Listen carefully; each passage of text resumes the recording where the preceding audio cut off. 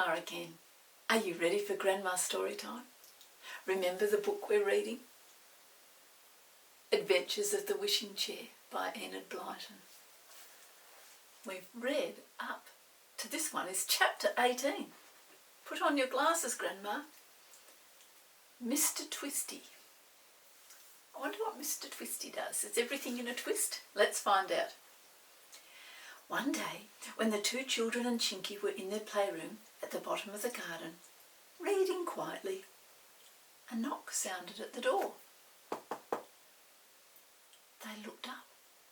A small man stood there, with his straw hat in his hand and a sly look on his face. "Have you anything to sell?" he asked. "I buy old clothes, furniture, carpets, anything you like. I'll give you a good price for it too." "No, thank you," said Molly. "We couldn't sell anything unless our mother said so." "What about that old chair over there?" said the man, pointing to the wishing chair. "It can't be wanted, or you wouldn't have it in your playroom. I like the look of that. I'll give you a good price for that." "Certainly not," said Peter. "Please go away or I'll call the gardener." The little man put on his straw hat and grinned at them all. And he went. Chinky looked uncomfortable. "I don't like the look of him," he said to the children. "He may make trouble for us. I think I'll hop out of the garden today. I don't like people seeing me here." So he hopped out and went to play with the fairy folk there. And a good thing he did too, for in 10 minutes Mother came down the garden, followed by the little man in the straw hat. "Are you there, Peter and Molly?" she called. "Oh, this man, Mr Twisty, says he will buy anything old. And he saw an old chair here he would like to buy. I couldn't remember it. Which one is it?" Poor Molly and Peter, they had kept their wishing chair such a secret, and now the secret was out. They really didn't know what to say. Mother saw the chair and looked puzzled. "I don't remember that chair at all," she said. "I'll give you £2 for it," said Mr Twisty. "'Tisn't worth it, but I'll take it for that." "That seems an awful lot of money for a playroom chair," said Mother. "Well, fetch it tonight and you can have it." "Oh, Mother, Mother!" shrieked the children. "You don't understand. It's our own, very own chair. We love it. It's a very precious sort of chair." "Whatever do you mean?" said Mother in surprise. "It doesn't look very precious to me." Well, Molly and Peter knew quite well that they couldn't tell Mother that it was a wishing chair and it grew wings. It would be taken away from them at once, then, and put into a museum or something. Whatever could they do? £2 for that dirty old chair," said Mr Twisty slyly to Mother. "Very well," said Mother. "I'll send for it tonight," said Mr Twisty. And he bowed and went back up the garden path. "Don't look so upset, you silly billies," said Mother. "I'll buy you a nice comfy wicker chair instead." Peter and Molly said nothing. Molly burst into tears as soon as Mother had gone. "It's too bad," she sobbed. "It's our own wishing chair, and that horrible Mr Twisty is buying it for £2. Chinky came in and they told him what had happened. He grinned at them and put his arm around Molly. "Don't cry," he said. "I've got a good plan." "What?" asked Molly. Let's have a look.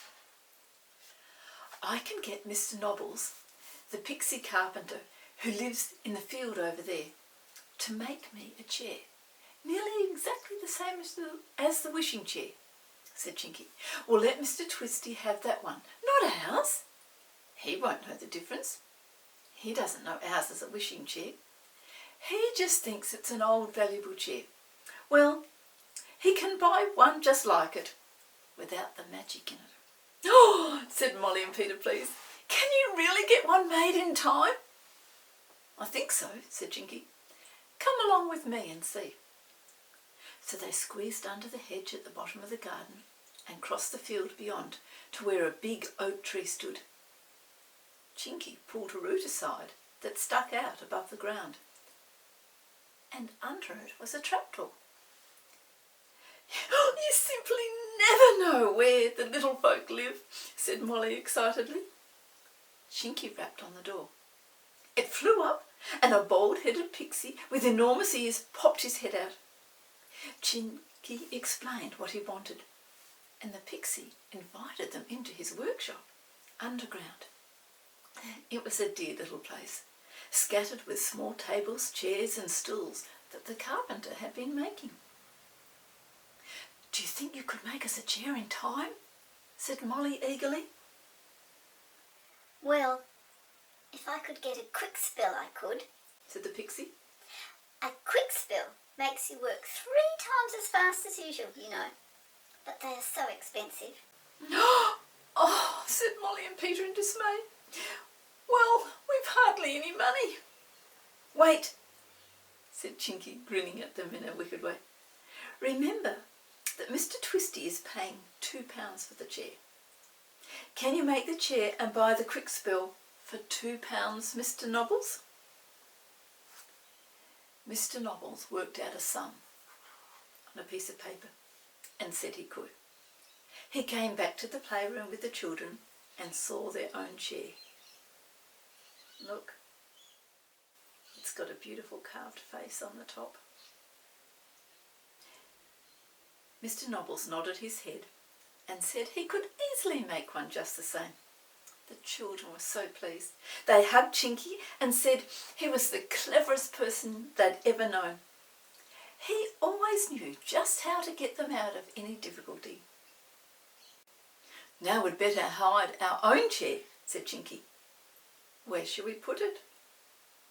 In the gardener's shed, said Molly. The gardener will be gone at 5.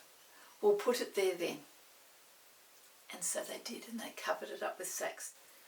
Just as they came back from the shed, they met Mr Nobbles, carrying on his back a new chair, exactly like their own one.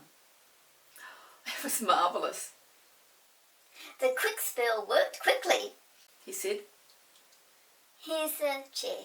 You can bring me the money at any time. The children thanked him and put the chair in their playroom. Then they waited for Mr Twisty. He turned up at 6:30, his straw hat in his hand and his usual wide smile on his sly face. Ah, there's the chair. Here's the money. Thank you very much. He took the chair on his back, paid over the money and went whistling a tune. Well, he's got a marvellous pixie chair for his money, said Chinky, but he hasn't got a wishing chair. He can sell that chair for £20, I should think, for Mr Nobbles has made it beautifully. He hasn't even used a single nail. He stuck everything with magic glue. And we've got our own chair still, cried Peter, bringing it back from the shed. Just then, Mother popped her head in and saw the chair. Chinky only just had time to hide himself behind the sofa. Why, she said, that chair isn't sold after all.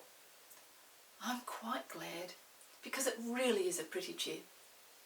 I can't imagine how you came to have it in your playroom. I think I will have it in the house.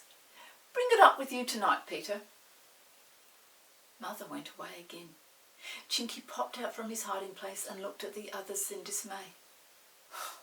I say, he said, that's bad news. You'll have to do as you're told, Peter. Take the chair up to the house with you when you go tonight, and we'll try and think of some way out of this new fix. Oh dear, why can't we have our own chair? So Peter took it up to the house with him, and Mother put it into the study. Suppose it grew wings in there. What would happen? Oh, that's the end of the chapter. Come back and we'll have chapter 19.